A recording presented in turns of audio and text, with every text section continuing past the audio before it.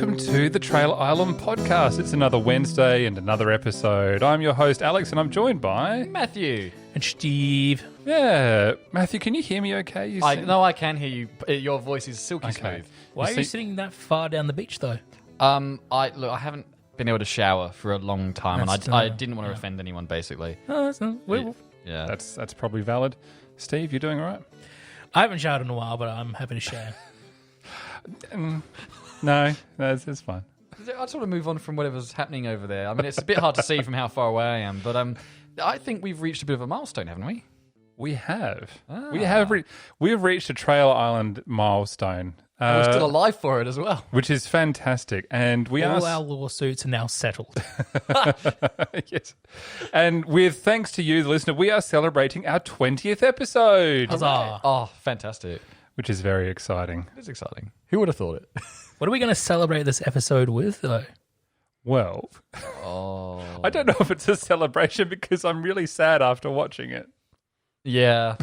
Well, I think it's a poignant thing, though. There is a positive outcome to this film. Now, being, it's 2020, world of the pandemic. Everything that we're watching is basically coming out of Netflix, but we're hoping to get to the cinemas more.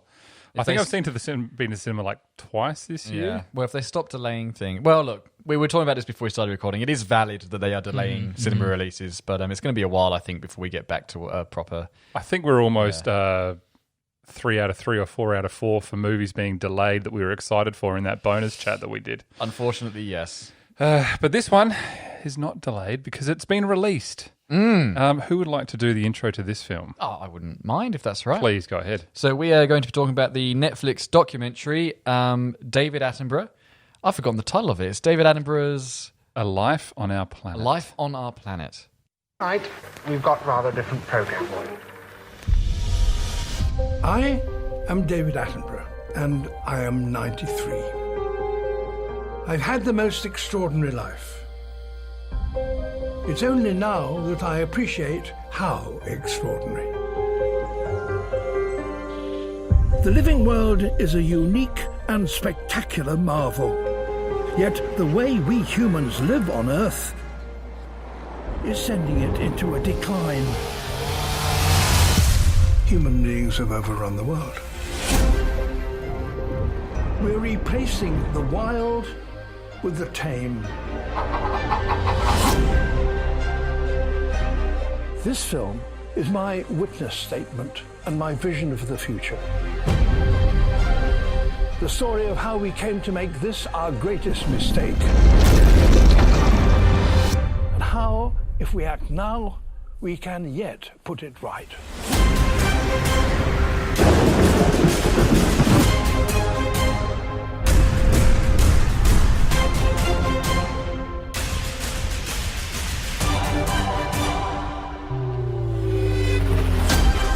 Our planet is headed for disaster.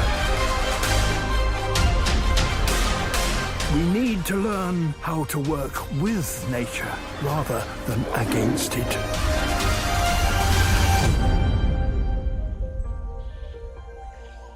And I'm going to tell you how.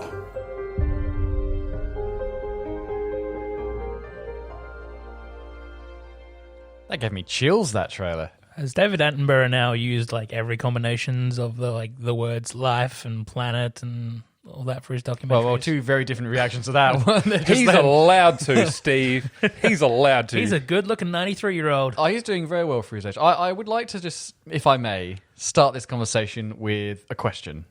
Pray tell. Are we perhaps concerned that with how much everyone sort of accepts David Attenborough, and as we rightly should in his opinions, is he perhaps turning into a Bond villain? You know what? I was watching that trailer, and something popped up to me. Yeah, it's like if this could quite easily be David Attenborough's like version of Taken, like with Liam Neeson.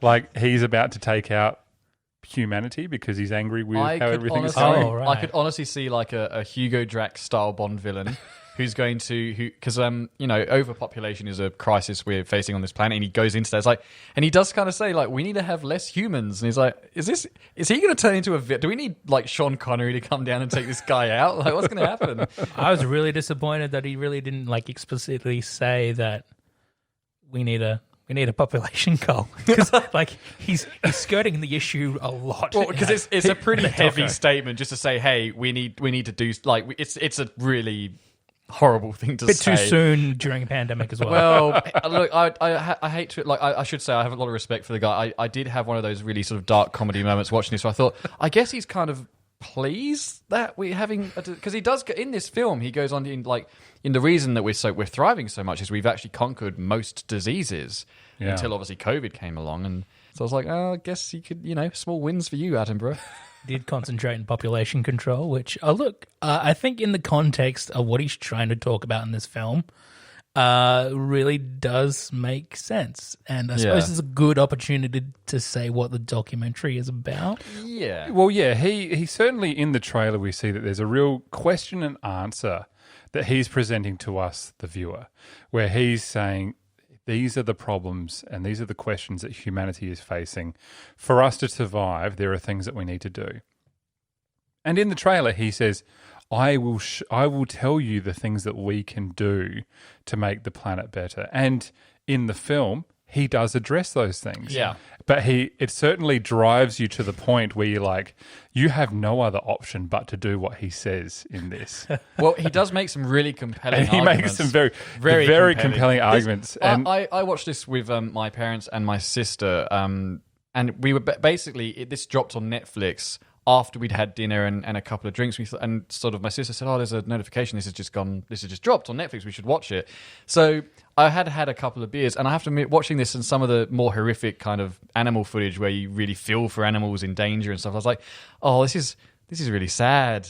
I feel emotional now, You know what? It is a really challenging film to watch. It doesn't shy away from anything. Because Attenborough films in the past, I mean, yes, they've addressed the human impact on animals, but that is the forefront of this film, of our impact on animals and wildlife and deforestation, all those sort of things. Some really heartbreaking shots in this of the orangutans and the deforestation really got to me. It's really sad. It made me feel like, what am I doing to help the world? Like, I do my soft plastic recycling.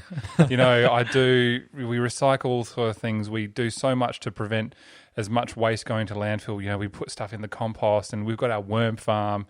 And I'm just like, are we doing enough? Like, do I need to go Rambo and like head into the forest and take out poachers and people who are deforesting the planet? You need to start treating life like you're Matt Damon in The Martian. You need to start pooping in the garden.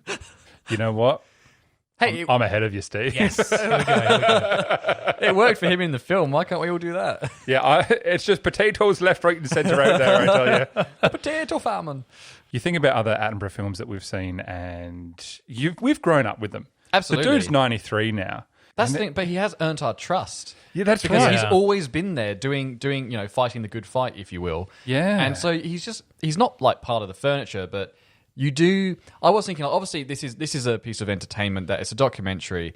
We're not seeing the research that's gone into this behind. He could be saying anything, and we probably believe him at this point. Yeah. Obviously, I'm assuming he's not doing that, but it is amazing the amount of trust that over his incredible career he's managed to earn from his audiences. That trust is exactly why this documentary exists in the first place. So this is the global warming, the climate change question from his scope, from his 60 years as a documentarian, or if not more. Yeah, I reckon almost 60, 70 years of producing documentaries. So it's him answering this question with not the not what would you call it? Is it ethos or pathos? But it's the experience informed information that a person has within. It was a very interesting framing device he used, and it was really effective. Where it's like we see a recreation of him as a boy, when he was, and it's sort of saying, he's basically saying, I'm telling you this like you're saying, Steve, from his point of view, but over his lifetime, he's noticed the differences that have occurred due to just our presence here on this planet. Yeah, it's quite a well framed. It's Yeah. it's the story the way that the story is told is done really well. But I found it terrifying how he's got the sort of little counters that are going as the years go Yeah, on. you get those graphics the of the population stats. goes on, I you know, I'm not living under a rock. I sort of know the world we live in. I was looking at it, going, there's a huge difference there since the 1960s or whenever it was that the first one starts. Like, it's a huge number, a huge jump in. I think in the first population. one starts like 1933, and they're talking at the percentage of forestation loss and everything. And I'm like, I hope that number doesn't drop too much. But, Oh, it does. oh, it does. Yeah. It starts off with like 65% of the world is covered in what do you call it? Not farmland. It's fertile land. Yeah. Untouched fertile land, and drops down to 35% by today, Oh, Yeah. which is just Like, scary. makes me want to grow trees. yeah. I have to admit, I was eating chicken initially, or chicken rather, and I was about halfway through what was admittedly a really good chicken wing, and I felt so guilty. I thought, I've never had an issue with vegetarians, but I've always maintained this. Yeah, I like to eat meat. I have to admit, watching this, I was going, maybe I should eat less meat. You know, like maybe I should start having more of a vegetarian kind of outlook. Like nothing has ever done that to me before, and make me think I eat too much meat. It's incredible. I thought that it did. Yeah, that. I think like it really challenges you as a person because you can watch films that are fictional and you go, okay, yes, this challenges me, and giving me a different perspective on something, blah, blah, blah. But this is our life. This is our planet. And when he goes through like what will happen in the next 100 years, and you're like, okay, what am I going to be alive to see? And we are going to be alive to see a lot of the damage that is going to happen. Yeah. Which he then goes on to talk about. We can do our best to prevent this by doing this. And you look at from a perspective of our current global climate in mid-late 2020. I don't know when you, dear listener, are listening to this episode. Maybe you're listening to this in 20, 30 years' time. You're like, ha-ha, they stuffed it up. Which really, scares me, unless we've been taken out by a solar flare and something. You can't don't joke. stream podcasts. 2020 has still got a couple of months left. We've so still got time. We've still got time for something I've got a catastrophic. massive tidal wave for December. Oh dear. See, I thought it would stop at killer bees, but Murder hornets, wasn't murder it? hornets, sorry. Hornets, yeah. Oh, my word. Look, I think I do have an issue with the documentary, and it's questions and information and solutions that I've seen before already. I think the real key to this piece of filmmaking is David's perspective, his experience. And I think that's the strongest part about this documentary as well. My favorite parts of this documentary are the upscaled, the resized, the restored vision of him back absolutely. in the 60s, contacting tribes in New Guinea for the first time. Really, really lovely stuff that he intertwines with the story as well. But the information he's sort of providing me with, I would see on a regular basis on the internet daily. That's a fair point. And I think, like you say, what makes it work is that this is Attenborough's personal conclusion, perhaps. It almost felt like he was going to retire after this. It felt like a conclusion that he'd made to his career, like a farewell tour. This, like he says in the trailer, though, this is the message he wants to sort of sign off with almost. It's his witness statement, as he says in the documentary. Yeah. I think his point is that, yes, all this information is out there, but people keep forgetting, I think, is perhaps his point. Yeah. Look, he needed to make this. And yeah. I don't think I would have watched it if it was anyone else. I would agree with you there. When my sister said, "Oh, David Attenborough's new documentaries," I thought, absolutely, I don't watch that. But if she said, "Oh, there's this new an hour and a half documentary about global warming," I thought, nah, let's do something else. Yeah. So that's the thing. He's got the, if you want to say, star power to attract a bigger audience, which is he's using that for a good purpose. See, but if it was someone like Brad Pitt or whatever, arguably probably a bigger star in the context of people who know who they are, I probably wouldn't watch it. I'd be like, on that point, I mean, I watched the Leonardo DiCaprio environmental documentary released in 2016, which again covers a lot of the same points as David Attenborough, and again it comes from the perspective of Leo himself over the last 20 years he's been doing charity work. I would say that this particular documentary was a little bit more powerful because David Attenborough is He's the documentary guy. But you know that he's seen this stuff firsthand. He's this is what his career has been. Whereas, not to diminish any charity work that Leonardo DiCaprio does, because I know he's actually very, very passionate about it. You sort of go, yes, but he's an actor doing charity stuff. Like it's just a different kind of vibe. Yeah, and that's not Leo's fault. Like, there's no way he could capture the kind of trust. And I always find Attenborough, because we grew up with him, it's like, it's like sitting. You're safe with him, even though he's telling you these horrible things. He's gonna it's okay. Like we'll get through this. I just want to tell you some stuff. It was towards the last bit of the film when. He shows himself as being vulnerable. You can see him being vulnerable, and I was just like on the verge of tears. One thing is old men being vulnerable in films always catches me, but like this, just seeing someone who is a childhood hero, just he almost looks defeated. Yeah. And I know that wasn't for the cameras. That was him genuinely. It was almost like it was an outtake that they aired in the documentary, saying like he is, his head is down. He is thinking about what to do. I wasn't sure how to feel about those bits. There are within the documentary there are parts where they cut to David where he's talking directly to the camera, and sometimes he is reading off a script quite blatantly, which is fine. But I wasn't sure how to feel about the more improvised moments where he is just sitting and talking to the camera. It just felt a little bit off rhythm. It wasn't a bad thing. I just they probably were, but I think they were completely valid to being part of the film. I did really like how for the most part of the film he's just chilling on a chair in a studio and talking, but the top and tails with him in Chernobyl. Yeah. Now, I want to point out that when this film opens and I saw him at Chernobyl, which I know, but like you can sort of go there now relatively safely, depending on you do go to the right places. But I thought, David, you should not be there. Get out. Do you know what happened here? By the time it affects him, I know. But I just there's that sense of like care that I have for this person I've never met before. I was like, David, what are you doing? Get out of there. But I felt the exact same way about Joshua Duhamel in the third Transformers movie. I was so worried about him in the Ukraine. Yeah, you know what? I'm speechless. I have nothing. I hope Michael Bay is okay playing there. I thought that was, and the dude was walking. He must have had a hip replacement recently, I was like, because he was walking around like there's no issue. He looks pretty fit. Did Transformers get cancer? We're not talking about Transformers. I hope not, because I've always enjoyed going to the cinema and having my eyes bleed as I watch those.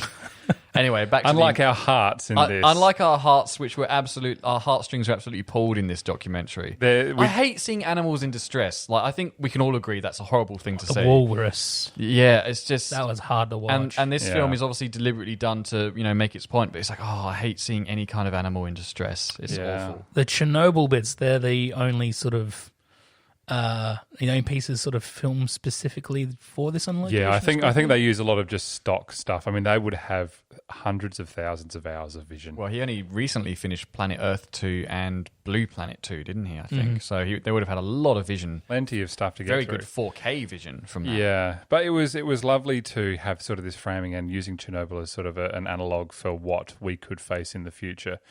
In that, Chernobyl now the forest has taken over. That was a really animals cool point. have returned. That made me think I wanted to be like Woody Harrelson from 2012 and just live out of a van and have no footprint whatsoever. And, with zero human impact, what the world can do to recover itself. Because, us versus Mother Nature, when she strikes. Well, that's the thing. And I think it's a sobering point, but it is a point, which is, we are... To a certain extent, we're kind of marching to our own extinction, but the planet will still be here after us. Yeah. And it will probably be pleased to see us go and recover. So it's sort of like we need to make sure we're good, house guests. Yeah. Really. It's the same point they make in the Jurassic Park book. No, it is. Ian Malcolm says that we're not saving the Earth, we're saving humanity. Yeah, I think there's a distinction there, because if we were to become extinct, the animals, depending on what state we leave the planet in, it might take a bit of time, but the animals and the trees there and all of that, they're still going to go on. They're not going to care. They won't miss us. Yeah. So maybe he's going to release a super bug of some sort. He is a Bond villain. And if he is a Bond villain, I think I'm on his side. I would like to be his henchman. Yeah. Well, there you go. Anyway. I think I'm stuck right now for words because I'm dealing with an existential crisis of I know, yeah. of what to do with my future. I'm like, what's the point? You know, we've got to episode 20. What's the point? I'm going to go and eat an apple and then try and live in the forest somewhere. And I'm going to go outside and fertilize my potato patch. Hot damn. Can That's I right. join you? We've got Mars to look forward to. That's exciting, isn't It's it? another planet we can ruin while we're at it. Why not? Absolutely. I did actually, this is kind of related to this documentary, but I think about a year ago, a scientist or someone in America was trying to sort of figure out what to do with all of our waste, all of our rubbish and stuff like that. And a legitimate suggestion was, why don't we send it to Mars? And then the entire scientific community said, we have already well into the process of ruining a planet.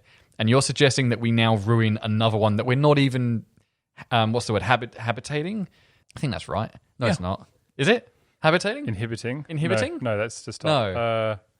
Inhabiting? Inhabiting. That's the Oh, one. damn. Sorry, dear listeners. Why are we not sending it to the sun? The sunstroke on me is killing me. Why? Yeah, just shoot it into the sun and vaporize it. Isn't that a Bruce Willis movie? Hopefully. I'm thinking of Armageddon. That's the No, asteroid. what about You're thinking about Sunshine. I haven't actually seen. Someone's lent me Sunshine. I need to watch it. You yet. must watch that I've heard movie. it's quite good. Anyway, what were we talking about? Sorry, don't know I just anymore. thought it was interesting that again, we're talking about some pretty weighty things in this documentary. Like the human condition is just, why don't we just ship our rubbish to another planet? No, because that's not fixing the problem, is it? You're just extending this torture that we're sort of going through. True. All right, so Attenborough. How do we feel? What are we out of 5? What are we going to give this bad boy? 5 out of 5 bulldozers. I feel like this being perhaps the classiest thing we've ever done on this podcast. Maybe we should give it stars. Okay, celebrate 20 episodes with just stars. Yeah, because what a guy, Attenborough. What a lad. Does he have a star on the Hollywood Walk? Ooh, I'm not sure. His brother might. True. I think they do. Both of them do, yeah. Okay. Well, I should hope that he does. I think Good Richard gosh. and David both have stars, yeah. I miss Richard. I miss Richard as well. Yeah. Was he the older brother? Oh, possibly. Yeah. Yeah, because he was directing films in the 70s. Yes, he was. But having said that, anyway, I don't know. His old films pop up a lot, and you go, "Oh, it's Richard." Like, I would like to do a Richard Attenborough film at some point. This is a different episode, obviously, but anyway. or you could just do Jurassic Park. Well, that's the Spielberg film. I'm talking about a film that Richard's directed. Oh, directed. Great Escape. Okay. That's one. Yes, it is, and he did "Oh, What a Lovely War," Never seen it. which is very good. He did "A Bridge Too Far," which is a terrific. movie. Yeah. Terrific movie. I think he did Gandhi. I think he did. Yeah. Anyway, we're getting ahead of ourselves. Yes, well, we're talking about the wrong Attenborough now. We are talking about the David Attenborough, not the Richard Attenborough. Anyway. So we're going stars. We're just going straight. How many stars out of 5? Yeah. I'll go first. All Okay. right. It's going to be a 3 for me. I've seen, I'm going to ship you to Mars. like I said, I've seen this information before. I've seen I know the danger. The danger is absolutely there. I get that. I do. But you haven't added anything to this except for a personal experience, and it's a valuable personal experience. I would have wanted something new information, something I haven't seen on Kirk Skazard's YouTube channel or in An Inconvenient Truth 15 years ago. You know, I would have liked some new solutions or a lot more different information. But yeah, I really appreciate the restoration of a lot of Attenborough's original documentary stuff. Seeing that in 4K was actually pretty astounding. Yeah, pretty decent. Okay, well, that's fair enough. I am going to give this 5. I'm giving it 5 for the same reason you gave it 3. Yeah. In that again, like you said, there's not really new information in this, but what I loved about it was the acknowledgement, firstly, of the work that Attenborough's done, but also the acknowledgement of how short a time, like the fact that he's framed it through his lifespan, the changes to the planet, I thought was such a good focus and really illustrated to me it was the most effective way I've ever had this dire situation, environmental situation we're in, illustrated to me by this framing mechanism. And it really struck home. I thought, I've never had someone explain it to me that way and make their point so eloquently. And I thought for that, it was like, this is the best medium or the best format perhaps I've ever seen this in. And so for that reason, I'm giving it a 5 because it really, even though I've seen so many of these documentaries before, this one reached me a lot more than perhaps I was expecting it to. There'd be very few 93-year-olds out there that could give you that sort of experience and scope, that sort of first-hand knowledge. I think like most people on the planet, we'd all like to have a half hour to sit down and talk to him, or rather listen to him talk. You wouldn't do much talking, would you? But yeah, I thought that the personal elements to this were what made it so strong. And so it's a 5 from me. I'm going to completely agree with you on all those points and give 5 as well. It really challenged me to really think about my place on the planet. I was watching it with my wife and we were both just like, oh man, like what are we going to do? It was challenging to watch. Steve, you're absolutely right in that, we've heard all these things before, but that is the problem. That is our problem, is that we've heard all these things and we refuse to do nothing about it. And it made me angry. I was like, this is not fair. But, I still drive a car, around the island, to circle in circles. It's all I can do. Waking me up at about 4 a.m. Sorry about that. The film delivered exactly what the trailer promised. We haven't discussed that, have we? That trailer, which actually really gives me goosebumps, that trailer. And beautiful the film music. Is exactly the same. Yeah, it's got beautiful music. The visuals are there. It's probably the most aggressive trailer I've seen for an Attenborough film. The first time I saw it, because we watched it on Netflix just before we watched it, and it was like, oh, this is... I actually thought he'd sold out, to be honest. I thought this is like... I've cut this like an action movie. But then watching that trailer again after seeing it, I thought, no, I get now why they've done that, and it's just... it's really well put together. It's done really well. Final question for you both before we wrap up. When David can't do these documentaries anymore, who are we going to trust? Charles Dance. Well, he's getting on a bit as well. Charles Dance. But Charles Dance doesn't have the career behind him that Attenborough does. That's the thing. People talk about Morgan Freeman for the voice. Brian Cox is probably... I mean, I know he's more science and more sort of space. Yeah. He's more space and science orientated, but he's got the... I know he used to be in a band initially, but he has got the career behind him, and he's made a number of very good documentaries already. Brian Cox comes off to me as a little bit... arrogant? Yeah. Charles Dance. Charles, look, however much I actually... Jeremy Clarkson. I would listen to Jeremy Irons talk for a few hours about trees. Yeah, I'd do that. Yeah. I would happily listen to that, yeah. But my point is, it's not so much the sound. Like, yes, Attenborough obviously has such a great voice and such a distinctive voice, but... You're talking about the career and the... Yeah, like the trust comes from the fact that he's been out there his entire life doing it. Who's the English chap that does like the most deadliest catch and like on rivers and stuff like that? Him. I have no idea what you're talking about. The guy who does the fishing? Yeah. Not the Deadly 60 guy. No, he's like he does like the most deadliest fish in this river, and they go out and try and catch that fish. That's Darwinism, isn't it? Yeah, he's perfect for this. He's got a nice voice as well. That's good. That's what you want from your documentarian. Steve, you're thinking of Jeremy Wade. Yeah, him. You reckon him? Why not? Yeah, okay, sure, why not? He's been on our telly a long time. But he just catches fish. He catches big fish. Well, Attenborough said we need to fish more.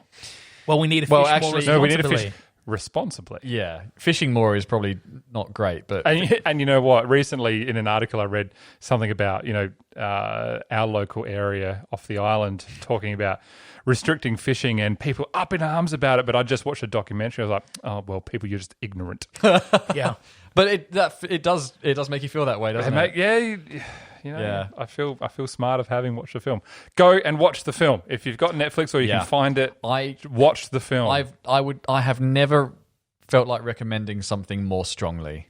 Yeah, I agree. Watch this. Sit down and watch this. Yes, you must. Steve, watch the third Transformers. That's actually a good one. Or read Jurassic Park for Ian Malcolm's little monologue. Does anyone else really want to taste whale now?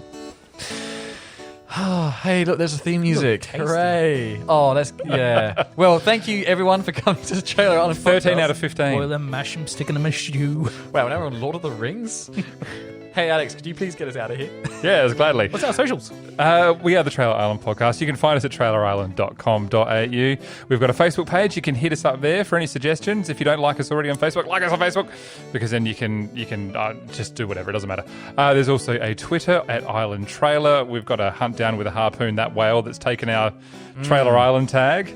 And there's also an Instagram. I have not updated that at all.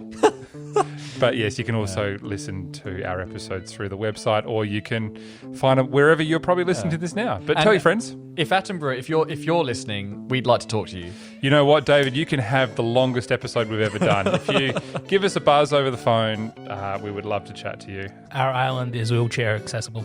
Oh, the man does not need a wheelchair. Did you see him strolling around? He had strut. I didn't see him strolling around. He had swagger walking around Chernobyl. I saw a camera angle of the top half of him. Okay, all right. Anyway, we've been the Trailer Island Podcast. I've been Alex. I've been joined by Matthew. Steve. And this has been our 20th episode. Thank you so much, everybody, for listening. We will see you next week. Whale of a time. Oh.